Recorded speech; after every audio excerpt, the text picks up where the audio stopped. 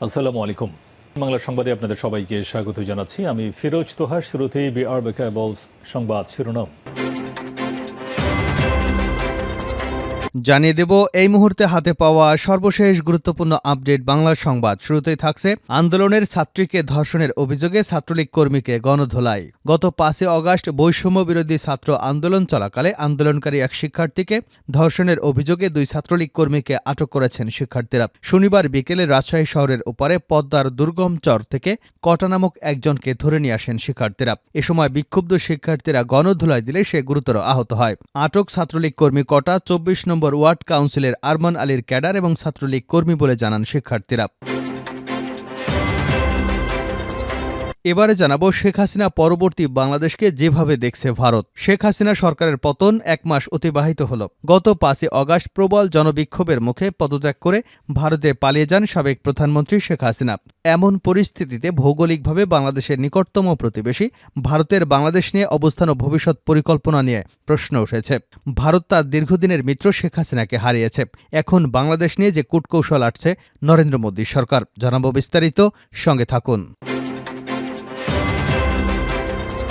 এবারে থাকছে কোনো ষড়যন্ত্র কাজে আসবে না। গণ অধিকার পরিষদের সাধারণ সম্পাদক রাশেদ খান বলেছেন, বিএনপি জামাত গণ অধিকার পরিষদ একসঙ্গে আছে, কোনো ষড়যন্ত্র কাজে আসবে না। জানাবো প্রশাসনকে সর্বত্র ঢেলে সাজাতে হবে। ইসলামী আন্দোলন বাংলাদেশের সিনিয়র নায়েবে আমির মুফতি সৈয়দ মোহাম্মদ ফয়জুল করিম বলেছেন, রাষ্ট্রের সব নাগরিকের নিরাপত্তা নিশ্চিত করার লক্ষ্যে সর্বত্র প্রশাসনকে ঢেলে সাজাতে হবে। পুলিশ প্রশাসনের যেসব সদস্য এখনও কাজে যোগ দেননি তাদের অবসরের ঘোষণা দিয়ে নতুন লোক নিয়োগ দিতে হবে। চাঁদাবাজ দখলদারদের কঠোর হস্তে দমন করতে হবে। এদেশ আমাদের সবার, সকল ধর্ম ও সব নাগরিকদের স্ব অধিকারের পূর্ণ নিশ্চয়তা দিতে হবে। জানিয়ে দেব বৈষম্য বিরোধী ছাত্র আন্দোলনে নতুন কর্মসূচি। এবার নতুন কর্মসূচি ঘোষণা করেছে বৈষম্য বিরোধী ছাত্র আন্দোলন। এই কর্মসূচির বিষয়টি জানিয়েছেন অন্যতম সমন্বয়ক হাসনাত আব্দুল্লাহ। শনিবার রাতে সামাজিক যোগাযোগ মাধ্যম ফেসবুকে স্ট্যাটাস দিয়ে তিনি জানান, প্রিয় চট্টগ্রামবাসী, আগামীকাল 8 আগস্ট থেকে শুরু হতে যাচ্ছে বৈষম্য বিরোধী ছাত্র আন্দোলনের বিভাগীয় ও জেলা পর্যায়ের সফর। এ সফরের অংশ হিসেবে আমাদের একটি সমন্বয়ক টিম প্রত্যেকটি জেলার অভ্যুত্থান ঘটানো ছাত্র জনতার সঙ্গে মত বিনিময় সভায় অংশগ্রহণ করবে। সফরের প্রথম জেলা হিসেবে আগামীকাল চট্টগ্রামে 2টি মত বিনিময় সভা অনুষ্ঠিত হবে। ছাত্র জনতার সঙ্গে মত বিনিময়ে প্রথম সভাটি চট্টগ্রাম বিশ্ববিদ্যালয় বেলা 11টায় অনুষ্ঠিত হবার কথা রয়েছে। এবং সর্বশেষ জানাবো আন্তর্জাতিক সংবাদ। গোলান ব্রিগেডের দপ্তরে হিজবুল্লাহর হামলা, তটস্থ ইসরায়েল। লেবাননের সশস্ত্র গোষ্ঠী হিজবুল্লাহ শনিবার ইসরায়েলি সেনাবাহিনীর গোলান ব্রিগেডের সদর দপ্তরে বেশ কিছু রকেট ও ক্ষেপণাস্ত্র হামলা চালিয়েছে। এদিন হিজবুল্লাহ এক বিবৃতিতে জানানো হয়েছে, তাদের যোদ্ধারা জাবাল নেরিয়া গোলান ঘাঁটিতে কাতিউষা রকেট ছুড়েছে। হামলাটি লেবাননের ফ্রাউন গ্রামে ইসরায়েলি বাহিনীর সামরিক হামলা এবং আবাসিক ভবনগুলোতে চালানো নৃশংসতার প্রতিশোধ হিসেবে পরিচালিত হয়েছে। এতক্ষণ শিরোনাম শুনছিলেন, এবার বিস্তারিত। প্রিয় দর্শক, আপনি যদি এই চ্যানেলে নতুন হয়ে থাকেন, ভিডিওটি দেখতে দেখতে চ্যানেলটি সাবস্ক্রাইব করে আমাদের সঙ্গে থাকুন। আর এই ভিডিও সম্পর্কে আপনি আপনার মূল্যবান মতামতটি কমেন্ট বক্সে জানিয়ে দিন। আর হ্যাঁ প্রিয় দর্শক, জানিয়ে দিন ভিডিওটি কোথা থেকে দেখছেন। আন্দোলনের ছাত্রীকে ধর্ষণের অভিযোগে ছাত্রলীগ কর্মীকে গণধোলাই। গত 5 আগস্ট বৈষম্য বিরোধী ছাত্র আন্দোলন চলাকালে আন্দোলনকারী এক শিক্ষার্থীকে ধর্ষণের অভিযোগে 2 ছাত্রলীগ কর্মীকে আটক করেছেন শিক্ষার্থীরা।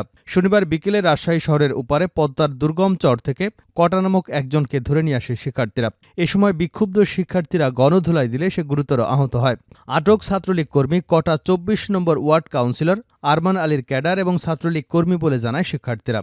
আরেকজনের নাম আসেনি, সেও ছাত্রলীগের কর্মী এবং ধর্ষণের সঙ্গে জড়িত বলে শিক্ষার্থীরা নিশ্চিত করেছে। বৈষম্য বিরোধী ছাত্র আন্দোলনে রাজশাহী বিশ্ববিদ্যালয়ের সমন্বয়ক সালাউদ্দিন আম্বার জানান, গত 5 আগস্ট আন্দোলনের দিনে এক ছাত্রীকে ধর্ষণ করে অভিযুক্তরা। দীর্ঘদিন থেকে পদ্মার দুর্গমচরে তারা আত্মগোপনে ছিল। শিক্ষার্থীরা কটা নামক অভিযুক্ত ওই ব্যক্তির অবস্থান শনাক্ত করে সেখান থেকে ধরে নিয়ে আসে। এ সময় সাধারণ জনতা তাকে উত্তম মাধ্যমও দেয়। পরে সেখান থেকে উদ্ধার করে তাকে রাজশাহী মেডিকেল কলেজ হাসপাতালে ভর্তি করা হয়েছে। মহানগরীয় বোয়ালিয়া মডেল থানার OC S M Masud Parvez বলেন, আমরা ঘটনাটি শুনলাম, কিন্তু এ ঘটনায় কেউ কোনো অভিযোগ দায়ের করেনি। পরে হাসপাতালেও খোঁজ নেওয়া হয়েছে, সেখানেও নাকি তাকে ভর্তি করা হয়নি। তবে আমরা বিষয়টি তদন্ত করে দেখছি। হাসিনা পরবর্তী বাংলাদেশকে যেভাবে দেখছে ভারত। শেখ হাসিনা সরকারের পতনের 1 মাস পার হল। গত 5 অগাস্ট প্রবল জনবিক্ষোভের মুখে পদত্যাগ করে ভারতে পালিয়ে আশ্রয় নিয়েছেন প্রধানমন্ত্রী শেখ হাসিনা। এমন পরিস্থিতিতে ভৌগোলিকভাবে বাংলাদেশের নিকটতম প্রতিবেশী ভারতের বাংলাদেশ নিয়ে অবস্থান ও ভবিষ্যৎ পরিকল্পনা নিয়ে প্রশ্ন উঠেছে। ঢাকায় শেখ হাসিনা সরকারের পতন ও প্রধানমন্ত্রীর দেশ ছাড়ার ঠিক 15 দিন আগের কথা।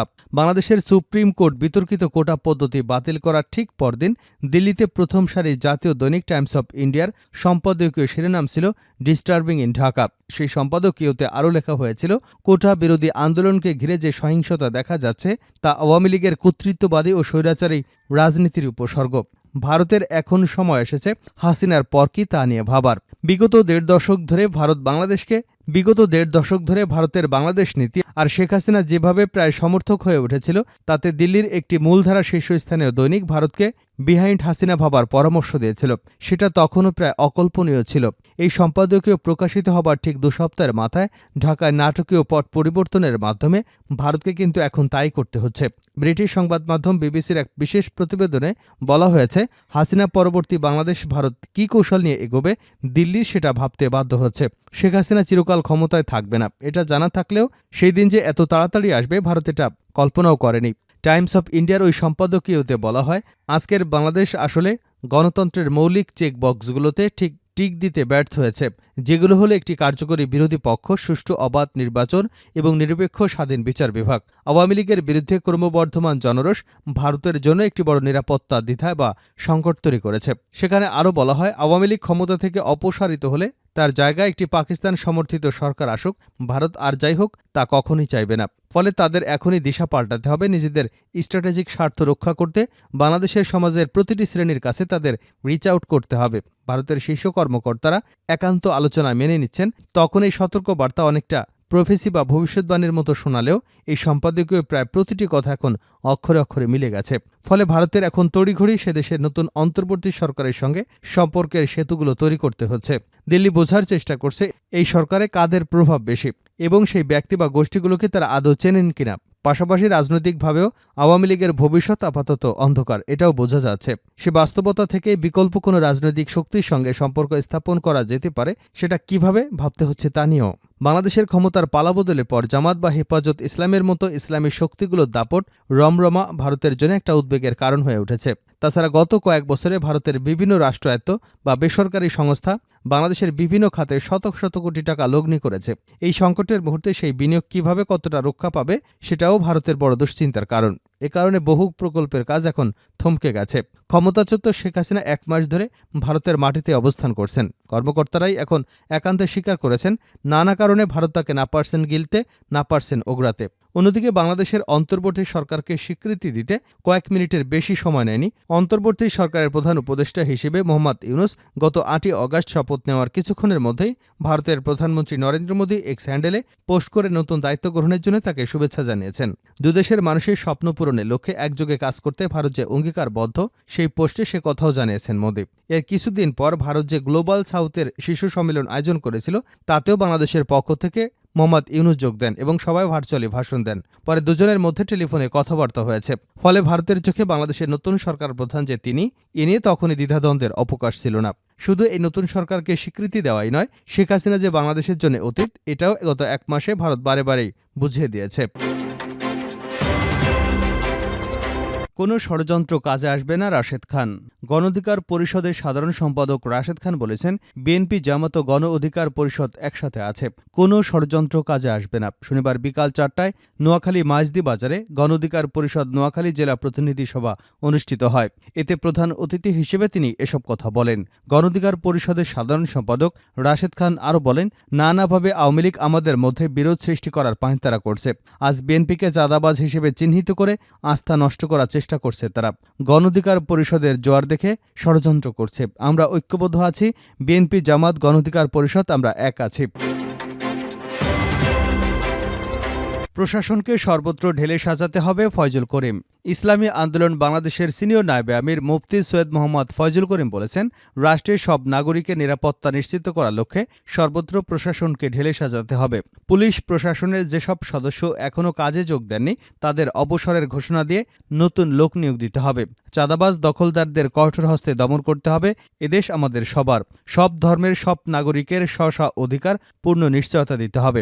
সকালে ঢাকা মহানগর দক্ষিণের উদ্যোগে পুরানা পল্টনে দলের কেন্দ্রীয় কার্যালয়ে তৃণমূল দায়িত্ব সম্মেলনে প্রধান অতিথির বক্তব্যে তিনি এসব কথা বলেন। ফয়জুল করিম আরও বলেন, বিগত বছরগুলোতে মেহনতি মানুষের ট্যাক্সের পয়সায় অপরিকল্পিতভাবে খরচ করা হয়েছে, প্রতিযোগিতা এবং রাষ্ট্রীয় সম্পদ লুট করা হয়েছে, দেশের টাকা বিদেশে পাচার হয়েছে। পাচার হওয়া টাকাগুলো ফেরত আনতে কার্যকর পদক্ষেপ গ্রহণ করতে হবে। শেষ করছে আন্তর্জাতিক সংবাদ দিয়ে। গোলান ব্রিগেডের দপ্তরে হিজবুল্লাহর হামলা, তটস্থ ইসরায়েল। লেবাননের সশস্ত্র গোষ্ঠী হিজবুল্লাহ শনিবার ইসরায়েলি বাহিনীর গোলান ব্রিগেডের সদর দপ্তরে বেশ কিছু রকেট ও ক্ষেপণাস্ত্র হামলা চালিয়েছে। এদিন হিজবুল্লাহর এক বিবৃতিতে জানানো হয়েছে, তাদের যোদ্ধারা জাবাল নেরিয়া গোলান ঘাঁটিতে কাতিউষা রকেট ছুড়েছে। হামলাটি লেবাননের ফ্রাউন গ্রামে ইসরায়েলি বাহিনীর সাম্প্রতিক হামলা ও আবাসিক ভবনগুলোতে চালানো নৃশংসতার প্রতিশোধ হিসেবে পরিচালিত হয়েছে। জাবাল নেরিয়া ঘাঁটিটি বর্তমানে ইসরায়েলি সেনাবাহিনীর গোলান ব্রিগেডের সদর দপ্তর হিসেবে ব্যবহৃত হচ্ছে বলেও হিজবুল্লাহর বিবৃতিতে দাবি করা হয়। এর আগে শুক্রবার এক বিবৃতিতে হিজবুল্লাহ জানায়, তারা ইসরায়েলি মায়ান বারুদ সামরিক ঘাঁটি, জাবাদিন ব্যারাক এবং ইসরায়েলি বাহিনীর ব্যবহৃত আল মুলাতা শহরের বেশ কয়েকটি ভবনে ড্রোন ও ক্ষেপণাস্ত্রের সাহায্যে হামলা চালিয়েছে। গত বছরের ৭ অক্টোবরের পর গাজায় বর্বর ইসরায়েলি অভিযান শুরুর পর হিজবুল্লাহ প্রতিদিনই দখলদার বাহিনীর বিরুদ্ধে তীব্র আক্রমণ চালিয়ে যাচ্ছে, যার উদ্দেশ্য অধিকৃত ফিলিস্তিনের উত্তরাঞ্চলে অবস্থান করা ইসরায়েলি বাহিনীর বড় অংশকে তটস্থ রাখা এবং গাজায় প্রতিরোধকারী যোদ্ধাদের উপর চাপ কমানো।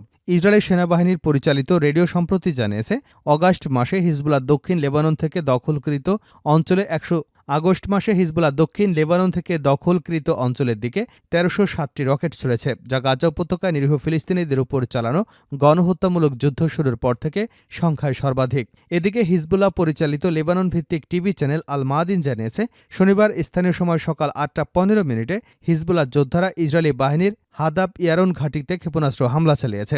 ইসরায়েলি গণমাধ্যম হারেজ নিশ্চিত করেছে যে দক্ষিণ লেবানন থেকে আল জালিলের দিকে বেশ কয়েকটি ক্ষেপণাস্ত্র ও রকেট ছোড়া হয়েছে, তবে এতে ইসরায়েল কী পরিমাণ ক্ষয়ক্ষতি হয়েছে এ বিষয়ে কিছু জানা যায়নি।